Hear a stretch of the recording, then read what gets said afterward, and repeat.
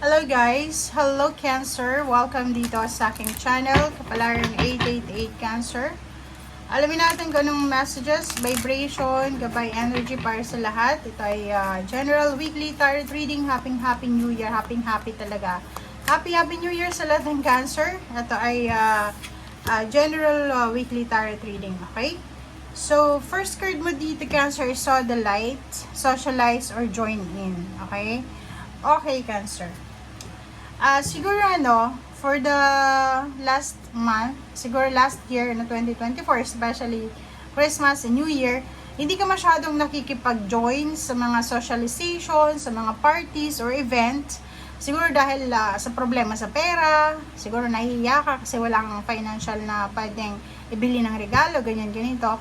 But this week, sinasabi sa'yo ng barahan na kailangan mo makipag-socialize, makisali ka, okay? Make healthy and supportive new friendship and connection by getting involved with a group of like-minded people, diba? So, kailangan mong magkaroon ng isang healthy and supportive na bagong kaibigan or connection, okay?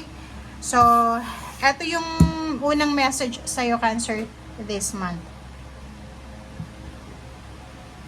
Okay. Thank you, Cancer.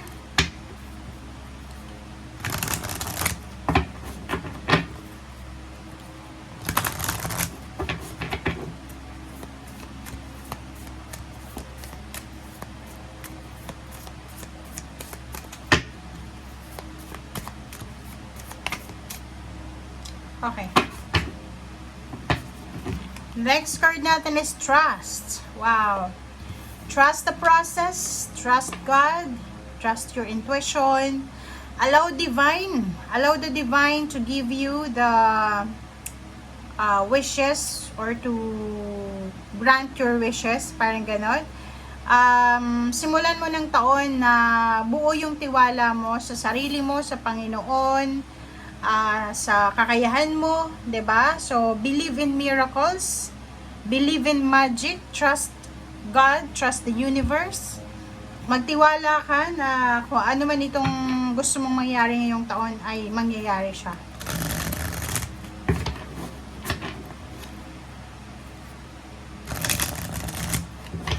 Okay. Cancer.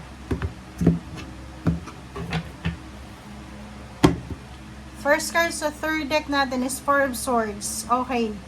So, yung Four of Swords is peace, harmony, balance, and then meditation. So, nakikita ko siya dito na kinakailangan mong pag-isipan ng mabuti yung lahat ng decision making na gagawin mo simula ngayong linggo. Okay? Huwag kang gagawa ng desisyon ng mabilis. Okay? Kailangan mong, like for example, may natanggap kang message or balita, and yung dati mong ginagawa is magre-react ka agad-agad. Dito sinasabi na huwag ka munang mag-react, okay? Bigyan mo yung sarili mo ng time na makapag-isip, ma-absorb mo yung message, ma-absorb mo yung balita, and then yun, after mong makapag-isip, after mong makatulog, makapagpahinga, pwede ka nang makapag-desisyon, okay? So, Four of Swords, sinasabi ng birahan na as much as possible, kailangan mo magpahinga, kailangan mag-focus sa sarili mo, meditation, and Six of Wands. Wow! Victory, success, recognition, awards, rewards. So, nakikita ko sa'yo dito, Cancer, yung incoming siya. Okay?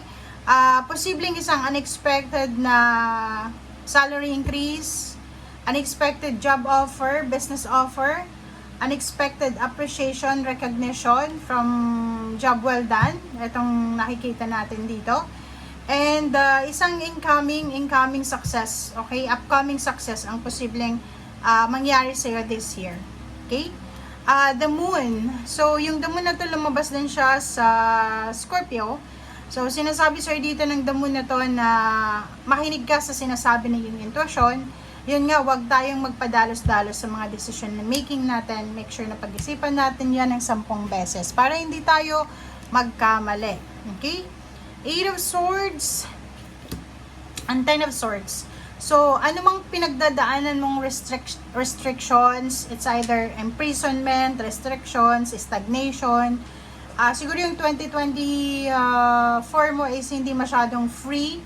Walang masyadong freedom, hindi masyadong balance, hindi masyadong harmonious. Marami kang celebrate sa 2024 but marami ding mga challenges na pinagdaanan ka.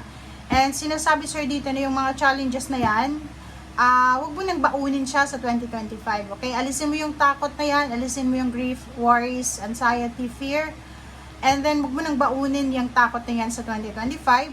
Let go of your past, refrain from, remembering lahat ng, kasi minsan, di ba, masyado tayong nega na iniisip natin yung mga nangyaring hindi maganda. So, Ten of Swords, sinasabi yung closure dito.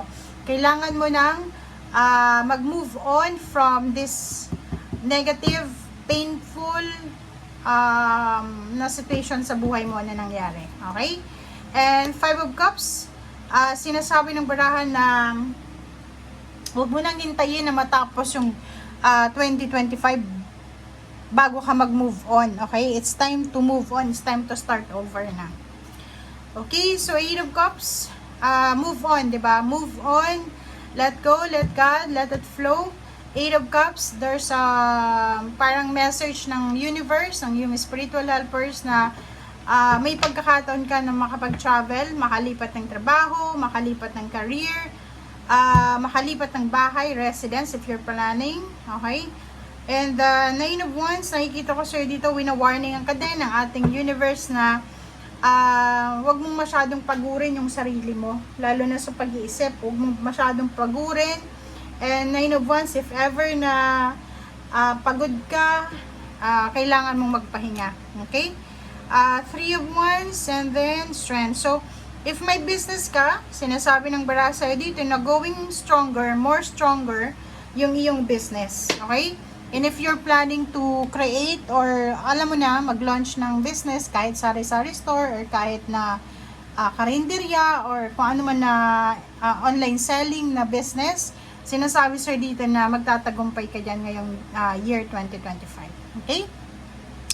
And yun, sinasabi sir dito ng barahan na huwag tayong masyadong maging nega this year. Simulan mo yung taon na free ka, free your mind, your heart, yung puso at isip mo, kailangan mong alisin yung mga grudges, resentments, or fear, worries, anxiety, or hinanakit, galit, or anything na pwedeng mag-block ng mga blessings na parating sa'yo. Okay? So, thank you guys for watching and see you again. Bye!